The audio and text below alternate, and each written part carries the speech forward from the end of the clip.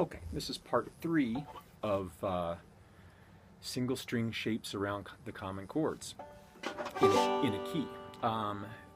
This time we're going to be looking at the chords that are built around the barre shape, people call it,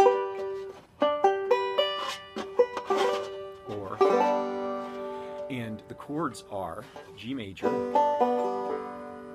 A minor. Now in this case I left that note in there because it's a nice 11 is a beautiful note to add into a minor chord.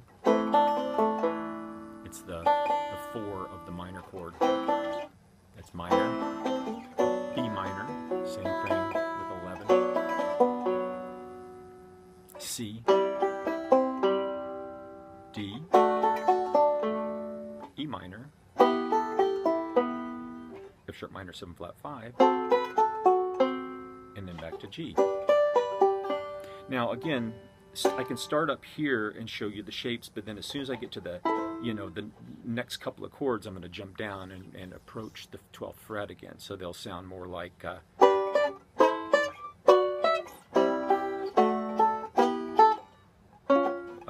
yep. Okay, so here we go. Those are the chords. Here are the shapes. I said before that there are 2 shapes surrounding these barre chords. One, thinking of the tonic in each one of these chords, by the way, is on the 3rd string.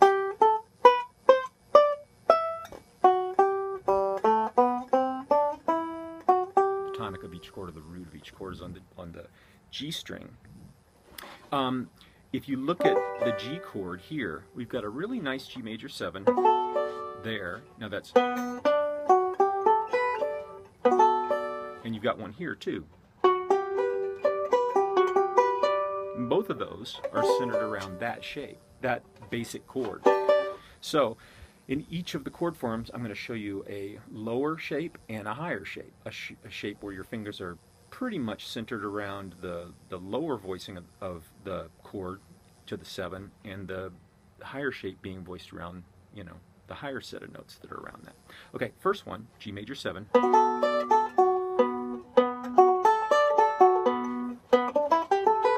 This is G pentatonic.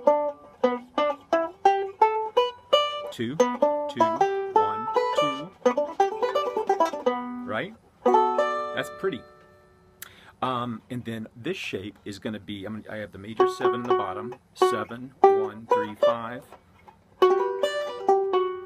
And I'm going to play 2, 1, 2. So you've got.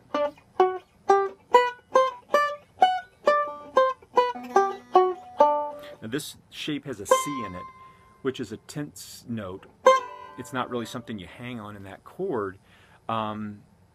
Side note, that natural 11 in a major 7 chord is a problem, not melodically, but certainly chordally.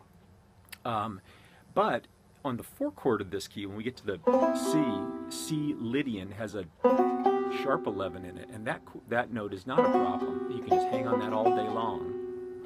So anyway, back to the 1 chord. You've got.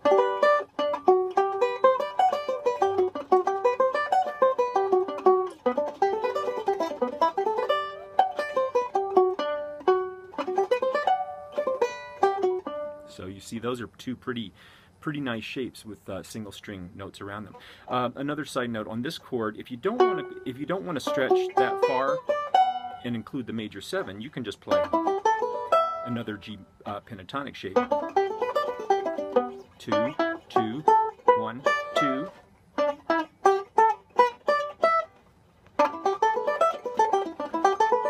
Okay, so there's that. Moving on to A minor. A minor 11 in this case. Now there's your note. We're going to start off with a voicing lower, minor 3rd, natural 6, 2, 2, 1,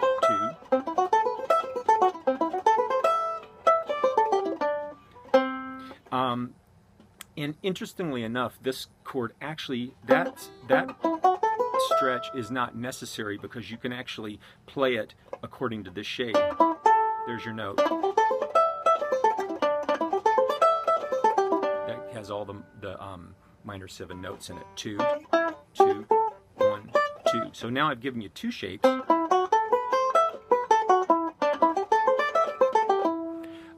That are below the tonic note, where your fingers are down here. Now we're going to go one more where, which is really C pentatonic. So you've got 2, 2, 1, 2.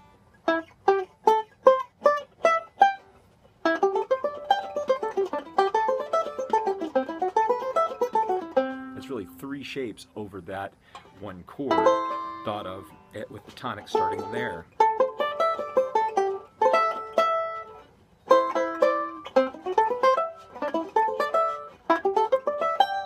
Okay, now B minor, we're going to jump down the neck. Scooch over here a little bit. This is the same thing. You really, there can be 3 shapes around this, but this one I'm just going to give you 2. This minor shape is exactly the same as the A minor. There's the root of the chord. You might recognize that B minor. And again, they're exactly the same shapes as what we had on the A minor.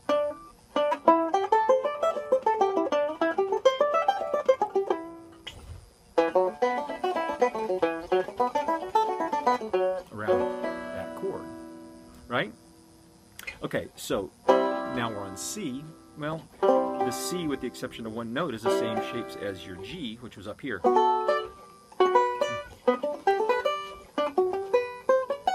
Now here we're going to go C major 7, C major 7, root of the chord, 2, 2, 1, and 2. Now the other one is, remember that sharp 11 I was telling you about? There that is in that shape. 2, 2, 1, 2. Very nice shape for a C major 7, sharp 11. Again, as with the G major 7 I was saying up here, you don't have to reach that major 7 if you don't want to. You can just play a C pentatonic. 2, 2, 1, and 2. Right? Okay. On to D. Now this D is a 7 chord, the dominant chord of the key, and so including the 7 and the 3 in these shapes is very important. So there's your, so here's the way I play that. 2, 2, 1, 2, 2, 2, 1, 2. There's your root. And that's the shape below the tonic, and then shifting your hand above. 2, 2, 1, 2, 1, 2, 2.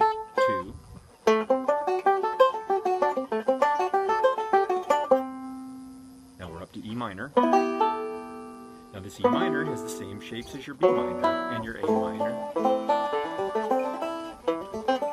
B minor. E minor. So they're the same shapes. But both of those happen to be G pentatonic. They work right over that E minor. The last chord, F sharp minor 7 flat 5,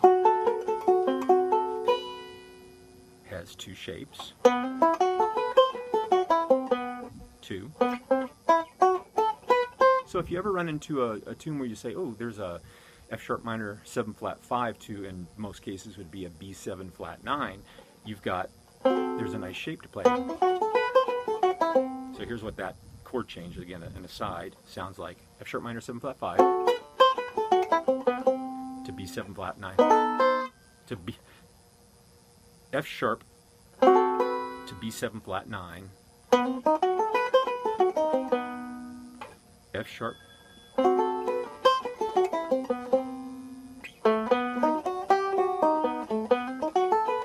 D7 flat 9. Okay, so again, first shape for F sharp minor 7 flat 5. Second shape, 2, 2, 1, 2. There's the tonic. And again, those are extensions to a D chord, D7 chord. And now we're back to...